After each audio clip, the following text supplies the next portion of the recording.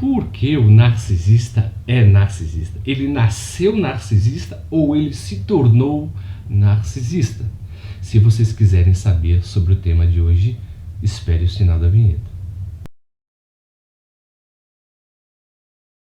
Boa noite a todos. Hoje eu quero falar sobre como se desenvolve um narcisista, como uma pessoa se torna um narcisista.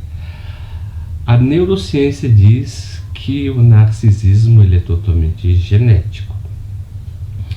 E a psicanálise diz que ela é totalmente apreendida pelo meio onde é que a criança se insere.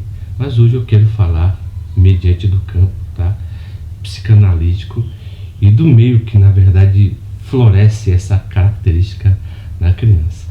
Interessante que um dos primeiros aspectos quando a criança começa a ter consciência, na verdade ciência, o conhecimento da vida é a partir dos 5 anos de idade, quando verificarmos, por exemplo, onde aparecem as suas verdadeiras lembranças.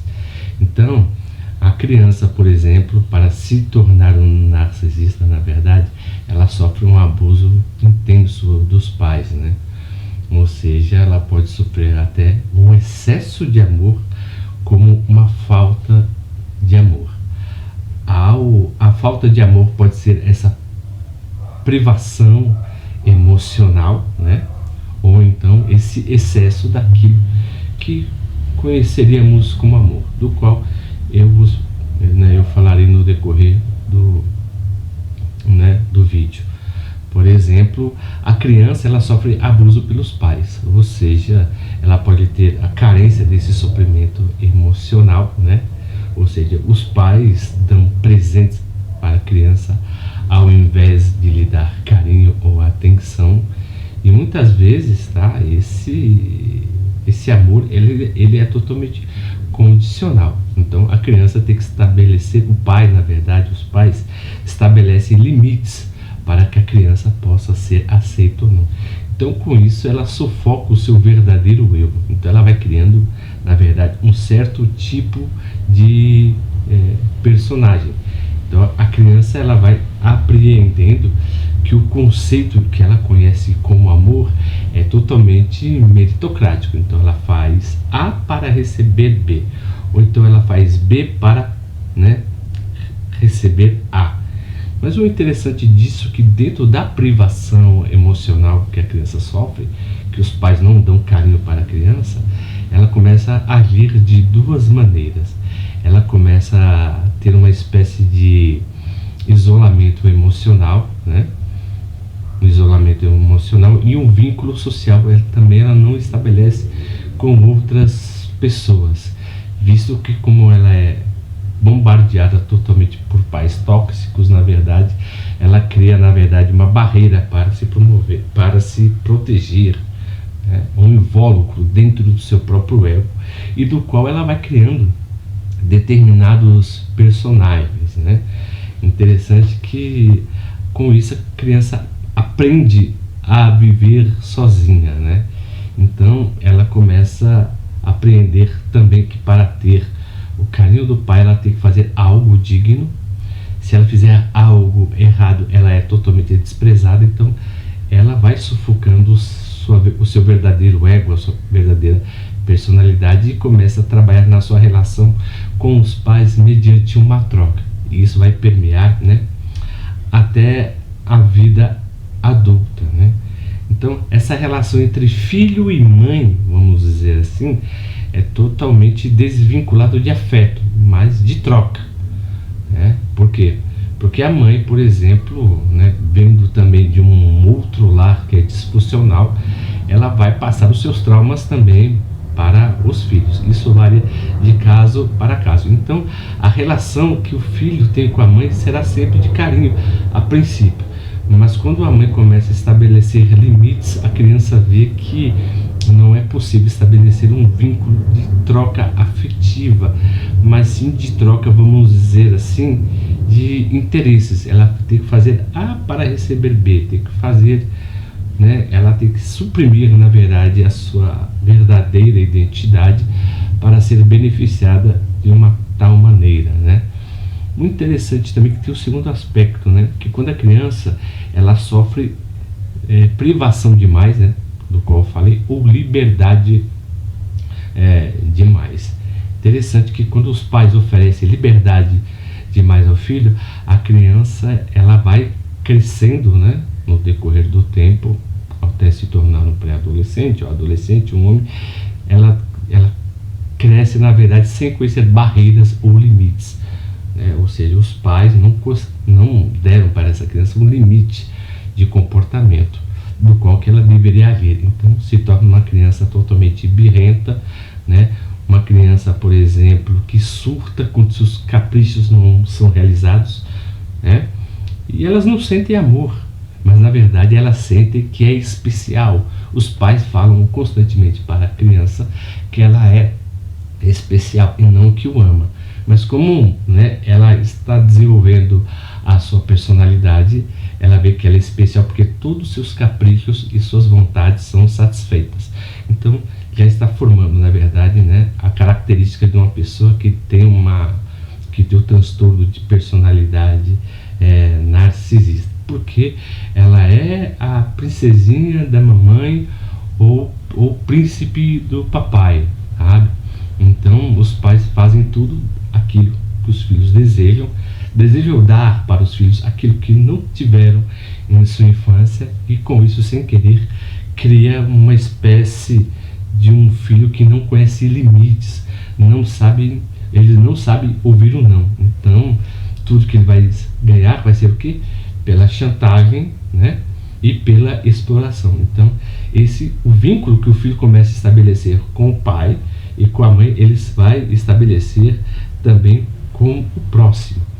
E com isso, né, com o tempo, a criança ela vai se tornar totalmente arrogante, né? E sem falta de controle próprio também, né? Ou seja, ela não tem nenhuma espécie de autodisciplina, falando daquilo que pode e daquilo que não pode. Então os pais, quando têm um cuidado demais com os filhos, né, um amor, vamos dizer assim, exagerado, eles geram também um certo tipo de transtorno na personalidade do filho. Porque com isso, né, quando já a criança está alcançando a pré-adolescência, a adolescência, né, e depois vai entrando no mundo adulto, ela se torna totalmente um adulto totalmente disfuncional, né? Ou seja, que já se formou nele um padrão de comportamento.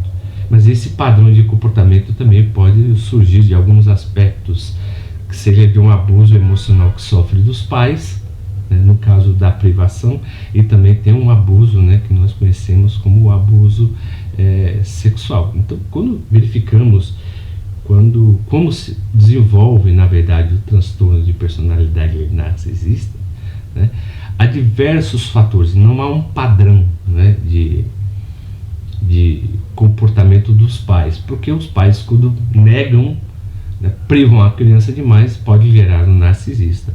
E também quando fazem tudo que o filho deseja, também o torna narcisista. E os pais muitas vezes pensam: poxa, mas onde é que eu errei? O que eu fiz de errado? Mas toda a família, na sua maioria das vezes, tem uma espécie de disfunção, né? Uma disfunção relacional dos pais em relação aos filhos e dos filhos em relação aos pais, né? Principalmente pais de primeira viagem, que não sabem o que fazer, né, para ter uma educação que seja totalmente saudável. Interessante que, num outro aspecto, né, como se forma um narcisismo numa criança, os pais eles terceirizam os seus fracassos para os filhos. Eles querem que os seus filhos sejam aquilo que eles não conseguiram ser na sua vida. Então, eles veem os filhos como uma espécie de extensão deles, né? Então, com isso, ele rouba a identidade da criança. Ele rouba a identidade dos próprios filhos.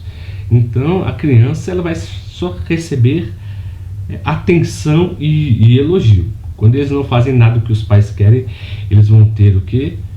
Discurso, chantagem ou desprezo. Então, ela não recebe, na verdade, carinho, atenção ou beijo, o que é que toda criança deseja.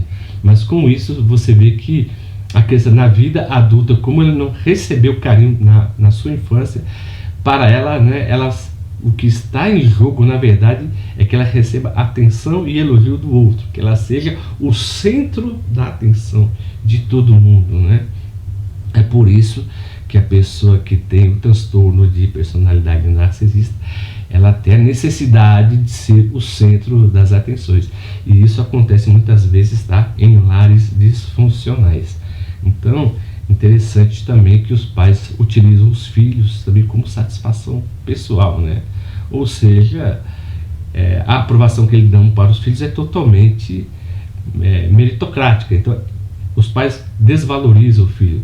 Não por aquilo, o pai valoriza o filho ou a mãe, não por quem ele é, mas aquilo porque ele pode dar, né? Ou seja, se o pai fica totalmente triste com o filho, ele sempre pergunta o que eu fiz de errado, né, com meu filho. E se o filho agrada, ele pensa, né, que está educando o seu filho, né, na verdade, a ser uma boa pessoa.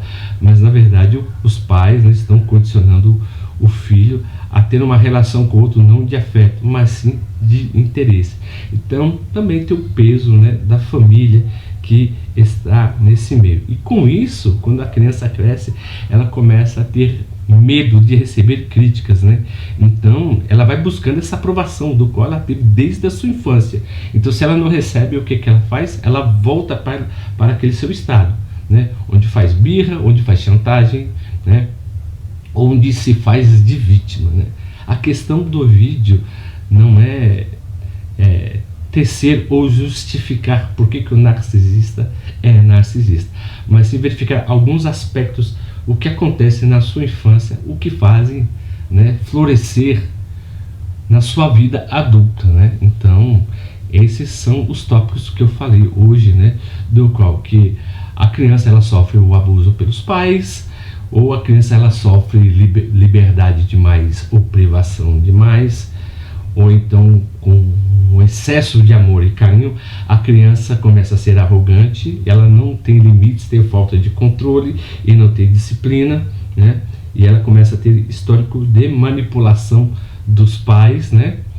E também a sensação de que os pais têm que os filhos são uma extensão deles, na verdade, né? E também que os pais usam os filhos para a satisfação pessoal, né?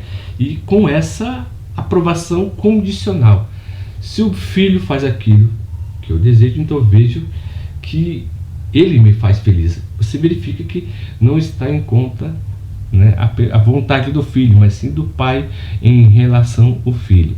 Então, quando o filho não faz a vontade dos pais, os pais sempre jogam essa chantagem sobre o filho emocional para que sempre coloque nele essa espécie de culpa e essa sensação de vazio. E é o que o narcisista tem constantemente. Se vocês estão gostando dos vídeos que eu estou postando, por gentileza, se inscrevam no nosso canal, aperta o botão das notificações e dê o joinha e por gentileza, né, anuncie o nosso pequeno trabalho. E como sempre eu agradeço o carinho, né, e a atenção de todos e até a próxima.